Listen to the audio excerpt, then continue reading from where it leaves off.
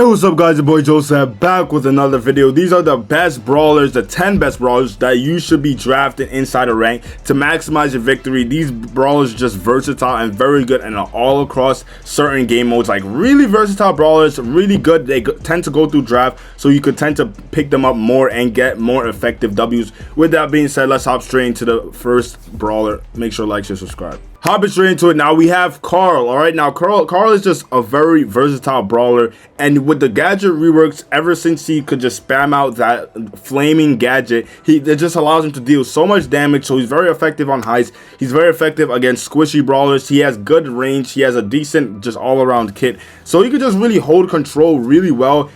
Get plays where he's supposed to out damage a lot of opponents, a lot of squishy brawlers. If your enemies are drafting two squishy brawlers, you could just hop on a Carl and just really torture them. You have to be wary of, you know, versing Carl into like tanks like Buzz though, because he could get a lot countered by that. But if you're versing like a lot of control brawlers and a lot of brawlers that don't have any like assassination or mechanics that could get to you, Carl will really thrive, especially against squishy brawlers. You just want to make sure you have that flame gadget, because it could really just push your Carl gameplay to the next level. Hopping straight into the next brawler, we have Buster. Now Buster, with the rise of his hypercharge, it just propelled him to the top of the meta. One of the best and one of the most consistent tank brawlers inside the game. Brawlers like Ollie and brawlers like Buzz tend to be, you know, banned out more than him because they are more like damage oriented, but Buster just could sneak in a lot of plays with his pulling gadget. He could shield, he could with his star power, it allows him not to get stunned when he has his super out, and then with his stat boost availability with his hypercharge, he could really put in a lot of pain, and it's just kind of underrated. Even with him getting a hypercharge, I still would like to see Buster a lot more, because he's just that good of a tank brawler right now. You could be playing in Brawl Ball, you could play him in Knockout, you could just sit in the back and just charge up your super and effectively not even need to hit anyone. So it's a lot of no skill in it sometimes, but at the same time, a high skill cap Buster could really just turn around and destroy the game, especially going up against squishy brawlers. You could just pull them in, get a nice double kill, get a nice supercharge very quickly. He's just that good of a brawler. You should definitely be drafting him in your ranked matches. Next up, we have Belle. Now, Belle main, like myself, she's not the best sniper brawler, but in draft, obviously, they're going to be banning out brawlers. They're going to be banning Mandy. They're going to be banning Piper. They're going to be banning Nani. And a brawl like Belle is going to be available 9 times out of 10. You're going to be picking up Belle on the more open around maps where she could effectively hit targets, and that her bounce shots could effectively hit the enemies that are grouped up together, just gaining a lot of positioning for you and your team. She has long range, she has consistent shot, she can mark opponents, which could deal a lot more damage. Her gadget is really underrated with putting mines down. Once we have a lot of mines set up, say in gem grab or in bounty, it's hard for an aggressive brawler to get into the to get close to your spawn, because you could just cycle so much mines and they just effectively will die and be slowed a lot of the times here. So Belle is just really a free and easy brawler to use. She's like an epic rarity as well, so you can really grab your hands on her, and she goes through the draft a lot of the times. A brawler you should definitely be playing. Let's hop straight into the next brawler. Next up, we have Chester. Now, I shouldn't even have to say this. Everyone should know to be playing Chester right now.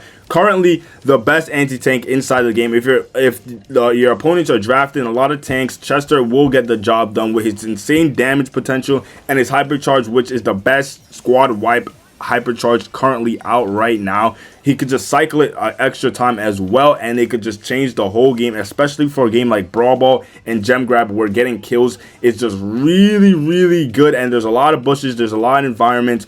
He's really good at peeking shots. He's really good into tanks and to tank heavy meta right now currently, so he really just thrives. Now, he will get banned a couple of times, but if you don't see that he's banned and you're playing in Gem Grab or Brawl Ball with a good amount of bushes and a good amount of walls, you want to be playing Chester. You could even first pick him, because it will just stop the enemy from going tanks, and with that you can have the advantage in the drafting. So a brawl like Chester could really change your life and really could just push you to legendary, even to masters, by just picking him by himself, honestly.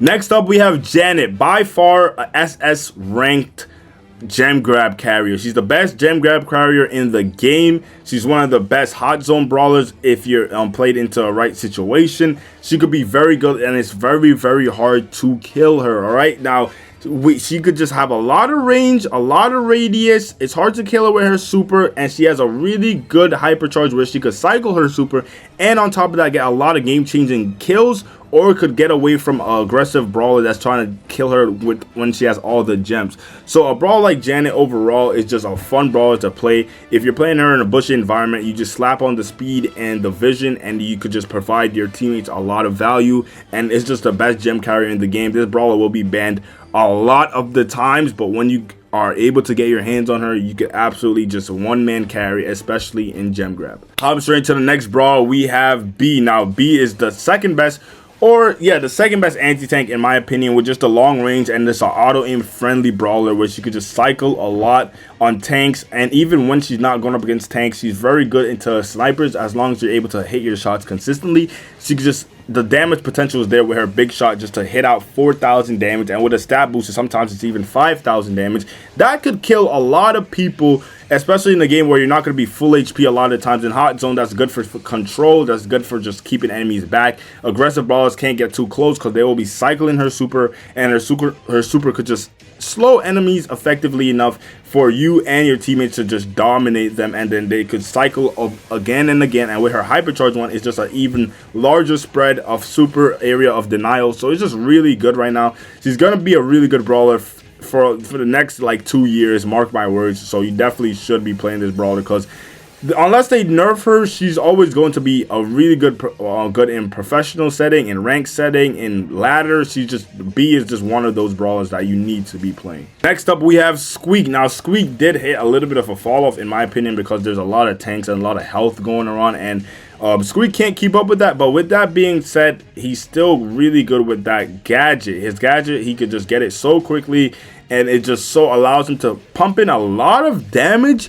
when going up against other squishy brawlers. If you're going up against another squishy brawler, you're cooking them. Like if you're going up against a Spike, if you're going up against brawlers like Gale, if you're going up against brawlers who can't really defend themselves, or brawlers that don't really have a lot of mechanics where they could dive in, dive out, or aggressive mechanics to get close to you, you can really just stay away from them and just keep your positioning and just spam out shots. And it's literally the most annoying thing on the planet.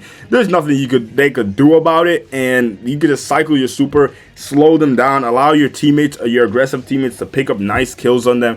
And it's definitely a brawler that is just, in the right scenario, is just make your game a living hell, and it feels like prime tick all over again, I'm not gonna lie. Next up, we have Lumi. Now Lumi is one of the newest brawlers out, and she's kind of interesting. All right, she's not game breakingly broken, but once you know how to play her, once you know how to get her down, she just allows a lot of versatility. If you don't know a brawler to go, 9 times out of 10 Lumi is a safe, okay pick, and your teammates can't get too mad at you, because Lumi's just that versatile of a brawler.